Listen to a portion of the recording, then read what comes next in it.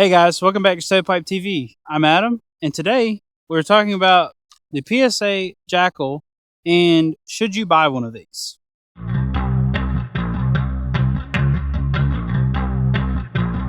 Jakl. What is a PSA Jakl? And I'm not going to go into too much detail on everything that's on this gun. We do have a build breakdown video of this. You can go. We'll put the link in the description. I'm not fancy enough yet to figure out how to put it in the corners, so you just go to the description if you want to watch. Go over the build breakdown of everything. What this is basically an AR-15 lower with a long stroke gas operating system. So the same operating system as your standard AK, AKM, however people call those things in America, because they all get funny with that stuff. But anyway, long stroke. So gas block is here. There's a piston all the way up in the handguard that's attached to your bolt carrier, and that's what cycles. And it's also what allows you to have no buffer. So you can put a folding stock. This has got the F5 stock on it. We're going to get into that a little later. It's a whole thing. I would say roughly, even without the suppressor and the light and the optic, this thing is probably twice the weight of a standard AR-15. It's extremely front heavy, again, even without all the stuff I've put on this thing. But with that weight also comes zero recoil. This thing is like shooting a 22. And granted, I know 5.56 doesn't have that much recoil to begin with, but this really just takes it down. We have a special guest today. He's behind the camera. We're going to get him on camera because he's sold a few of these, but he's never actually shot one or held it in too much detail. So we're going to let him take a look at it. We're going to let you give his thoughts on it. And then, because I have a feeling the thoughts that he is going to have on this thing are going to be the same complaints I have. So we'll be right back in a minute. Justin, with Flat Creek Firearms, the guy that is literally I bought every one of my suppressors from, and we've, in a bad way, became close friends because now I spend way too much time over here and I spend way too much money. But too much money. That's how the gun world works. You know? I was gonna say, hey, if you ever want to get into a community or a tight knit, like almost like family, is get into guns, get into shooting. Like you'd be surprised. Like there's even in competition shooting, literally like people are trying to help you become better. Yeah, and you're competing against each other. Yeah, as I say, it's weird because you're always competing against each other, but they're still like, hey, you can do this or we could try that or whatever. But anyway, back to the video because we will get sidetracked out here. PSA Jakl. Yep. So, like Adam said, I actually have sold a good number of these because I deal with PSA a lot, so I get a lot of shipments in from PSA and do transfers for them. But first time I've ever picked this gun up, and this was the first one, not this one. I've never shot this gun, but the first one I've ever picked up, I was like, oh my God, at the weight. Like, I mean, it is just, it is heavy because of the operating system. And it is beefy too. Like, it's got a full length rail. Anytime you're dealing with a piston, that's all added weight above the barrel. So, and this is also a monolithic upper. So for people that don't know what that means, the handguard is milled with the receiver. It's all one piece. So it's a great thing for accuracy and attaching stuff to it. So normally with an AR where you have that split where you go from your receiver to your actual handguard, I never put optics past that. I don't want to attach optics to my actual handguard versus my receiver. With this one, you can mount anything you want. If you want to do a clip-on or anything else, you're good to go. But it comes with weight. First time I shouldered this was just a second ago, and first thing I did, the other guy's gun I just picked up, but when I shouldered this, and I went to go drive it in the pocket of my shoulder, I don't know what in the hell is going on with this stock.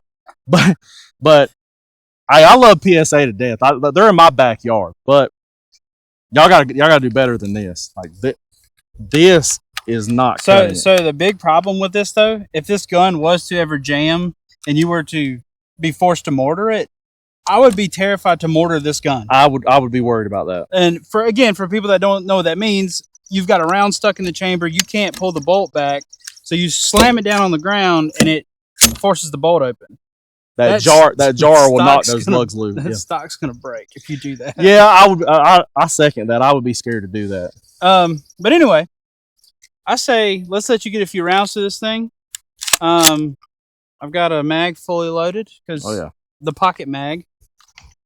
So I'll give you that. I'm going to grab a camera so we can get some better angles. Because I've shot this thing enough, and this will be a genuine first reaction. He's already complained about where my scope's at. Yeah, so everybody, and this is a big thing. Like I get when I'm mounting scopes and stuff for people. Everybody has a different eye relief, and I want to talk just real quick about how to set an eye relief if you're at home trying to set eye relief for yourself. So eye relief properly set in your mount is when you turn the scope literally on its max magnification, and as soon as you come on the gun, like without thinking about it, as soon as you drop your head, if you're seeing any type of black, your eye relief is not set properly. Okay, so what you need to do, and don't start moving your head, because that's when you're skewing what you need to do. You're actually messing up the actual test. So come up on the gun naturally where it is, and if you see any black, you either need to move it forward or move it back to set your eye relief. That's how you actually do it. So me and Adam, we kind of rest our cheek a little bit different on the gun. So for me, I just got to rest it back a little bit further. For him, it's perfect. But this is his gun. That's what it needs to be set up for. I have a long neck, so long neck.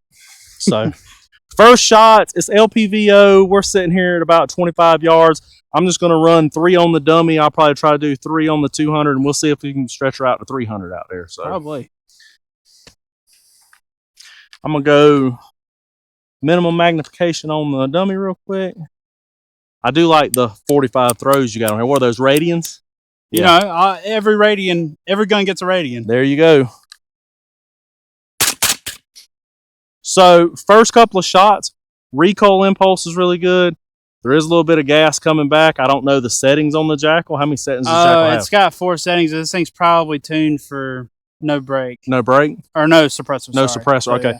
I can tell I'm eating a little bit of gas, but there is 4 positions is what Adam said, so you could always adjust that. But so we'll go another 3. You got a full mag? Oh yeah. We'll go another 3 on the dummy. I pulled 1 to the left, but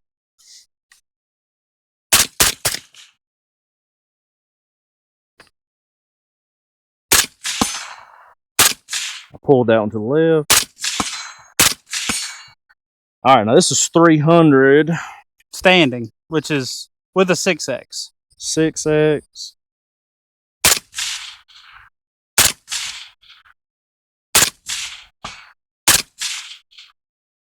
It's hard to hold this weight. This weight is what's coming into play, y'all.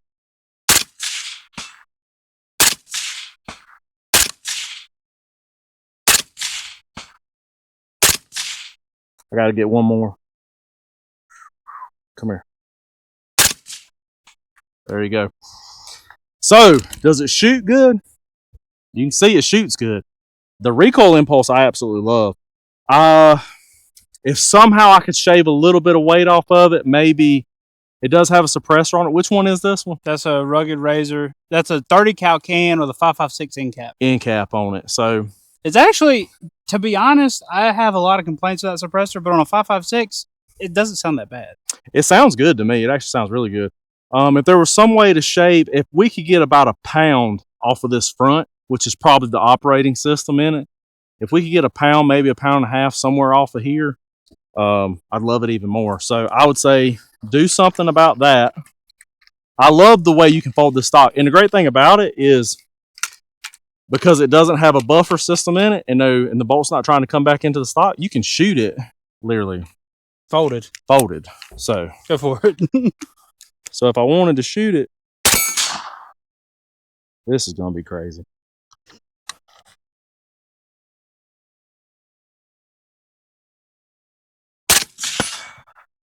You think I should try the 300? Go for it. Hey, that's going to be very difficult.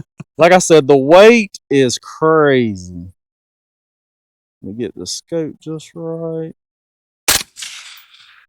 I was just to the left. That hit the post. I'm just to the right. Like each time I pull it, like as soon as I squeeze the trigger, I can see it go right off the plate.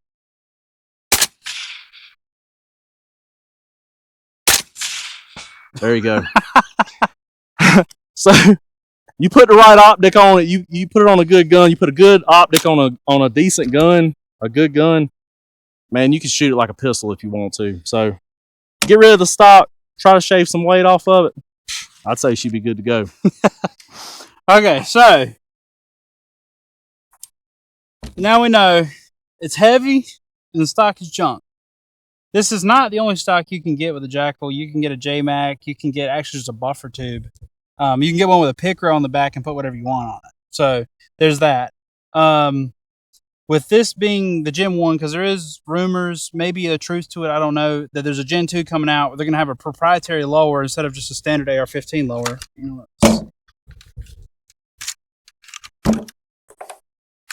That's fine. We'll get it later. Range ammo is free ammo. So you can get different handguard links. So you can go, this is a 14.5 pin and weld with a rugged flash hider. You can get a 13.7. They make pistols now. And this thing in a pistol might be that might be the go-to. Like I don't personally like 300 blackout. I don't think Justin likes 300 blackout. No, but you can get a 10.5 or even like an 8 maybe in 300 blackout, which with a folding stock or brace, it would be a brace. That might be a bad little truck gun. I mean, yeah, that'd be a good little 100-yard gun, 150-yard gun. Yeah. And this might be the go-to. So they make this. What's the shortest link they make? In 5.56. I think they also make a pistol. I think it's in 10.5. I'd like to see what accuracy you get out of the 10.5 with this operating system, because that might be where you start shaving that little bit of weight that I'm talking about. And then if it makes it more stable and you can still hit out to 300 yards, then that would be the go-to. That'd be the move. But for the price of this gun, so back up. The Gen 2, as I said, will have a proprietary Jakl lower. This is a standard AR-15 lower. The only thing they change is they have a little bit thinner bolt catch because the Jakl has, birthing hips and sticks out over top of the AR-15 lower. Gen 2, all it's going to be proprietary. You're not going to be able to just put, from my understanding, I think it will take AR trigger packs, but everything else will be on its own thing. So, and that they're having to do that so that they can make different links, different handguard links, because now they're stuck with, your charging handle is here, gas block has to be here with this long stroke operating system. So, the Gen 2 is supposed to fix all that. They're going to have it a little bit more customizable, be able to change parts around with their proprietary parts. Though is the whole kicker. Yeah, it's pretty much dictating the build of the gun.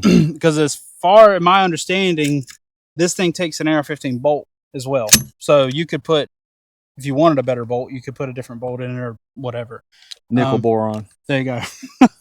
So back to the price. These things are roughly in the $1,200 to $1,400. Kind of depends on which one you get. If you buy a lower and then an upper. I know when these things first came out, they were like next to impossible to get your hands on. Everybody was making videos on them. And other than the weight and the stock, great gun. Love it. For the price, I don't know. This thing has been out to 600 yards. It groups well. I just don't see myself grabbing this one over a standard AR-15. I agree with that. It's a niche. I don't even want to call it a range toy because I've never really had any major issues out of this thing. It's just there are some pros and cons to that I see. So being able to come out of the truck and go ahead and start shooting before you have to fold the stock back, that's huge. That's huge in a tactical situation. But the weight. So as soon as I pick this gun up, I'm like, wow, this is like the same weight as my Mark 12. If I want a dedicated long range gun that I gotta bang out the long range, I'm just gonna grab my Mark 12 and not the Jakl. That's fair. Yep. That is fair. Yep. So I don't really. The point of this video was to see if it was even worth buying one of these in 2025. And if you have an AR-15, you have something for a truck gun, you have something for long range, you need something kind of in the middle. Sure, I could see it. But if you need to drop down, if you need to fold this stock, drop down to the shortest variant and throw it in a backpack and still be able to come out of the backpack shooting, it wouldn't be bad. Or even the 9mm. So the issue with the 9mm Jakl is it's direct blowback. They had so much opportunity to go with a radial delay or to go with even a delayed blowback opening, but nothing. It's just straight direct blowback. And then it's on a proprietary lower. The bolt's cut proprietary. We've done some experimenting with different lowers and different mags, but it'd be a whole nother video maybe one day. But it runs on Scorpion mags or AKV mags, whatever they are. But anyway, Jakl, I say it's worth buying. I recommend it.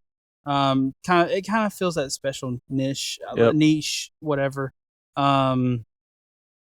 If you need that in between gun, if you want that, I call this a medium range gun. But like again, we go back to the operating system being able to fold the stock. That puts you into that truck category. So it takes almost a full length gun, almost your 16-inch barrel. I don't know what you are with the can on it, but most people are running suppressed. Please, everybody start running suppressed, because like it's bad when you start running everything suppressed. Like you start shooting unsuppressed, and it's kind of annoying. Mm-hmm. Yeah, it's like, oh, you're going to be that guy. Mm-hmm. So, but yeah, run a can on it, run a short configuration. You could run this as a truck gun, and it's accurate. Like Adam said, he's actually put in the test work on it. She shoots good groups. Yeah, and being able to take this gun out to 600 yards, and granted, the Voodoo helps with that as well, with it having its funky, it's like an SR1 reticle, I think is what EOTech's calling them. But that reticle, it's in mils. The hashes are in mils. And even for a 1 to 6, you can still get out and hit a human-sized silhouette at 600 yards. Absolutely. So, personal preference, I hate mils. That's that's a whole thing as well. Because if Luke was here, he would tell you it's just in tens. You just divide by, or it's just in tens. I'll tell you real quick. That is another video, but I'll tell you real quick. What I hate is just sighting in so many guns, 100 yards. When I get it like almost right there, and I'm splitting hairs in between. If I go a notch, I'm over to the other side, and if I don't notch it, I'm not in the center. That drives me nuts. Nuts. So for people that don't know, I believe 1 mil at 100 yards is 3.26 inches, I think, or something like that. And then 1 MOA at 100 yards is 1 inch. So, but Jakl, check them out. Maybe save if you're wanting a Gen 2, maybe see what that's about. To be honest, I haven't really done much research on it. I bought this one. I did what I wanted to do with it, and then it just kind of sits in the safe. This is the first time this gun's been shot in probably this year, honestly. So I've had this thing about 1.5 years now. So. Yeah, don't neglect your guns. If you got them sitting in the safe, they like to see the sunlight too. Yeah. Well, one thing with neglecting, because I'm very bad about not cleaning anything, the Jakl takedown system, so you split the receivers like a standard AR, and again, we can't do this on YouTube because they're soft, but you split this like a standard AR, you pop your takedown pins out, pull it out, and then your recoil assembly and all this comes out of the back. And with this being this long stroke, on an AK, I feel like it's a lot easier to get the piston back in its track. Yep. This thing, you have to like stick a screwdriver in the bottom and kind of push it up and wiggle it to get it back in. Gravity kind of wants to push it down. Yeah. So cleaning this thing, and then also it being a piston, this whole like channel up here, because on an AK they make a brush to clean your like the tube that your gas tube. This, they don't make anything like that, and then you can't get to it because you're all the way back here at the back. And of the receiver. Monolithic. Yeah, so you can't take any of that apart. Yep. Again, so it doesn't get cleaned. We'll just leave it at that. You just put some oil in it and let it go. It's fine. She runs though. She runs. She does. It's a piston system. It's way over gassed, but it is running. Anyway, I think that's gonna be it for this video. Check out the build breakdown again if you're wanting to know kind of what's all on this thing and what's going on with it. Link will be in the description. Thank you guys so much for your likes, comments, subscribers. It's been ridiculous. Every week we do a video, and I see our growth is just every week. Go check out Flat Creek Firearms on YouTube. Link will be in the description. He has a lot more time and money to test things that people have questions for, and that's basically all his YouTube is. That is literally our job. That's what we do. We do it for y'all. That's what it's about. You can ask Adam. All this is for y'all. Like we enjoy shooting. It takes more time and effort and money to actually record all this. We don't do it for ourselves. Like I could care less.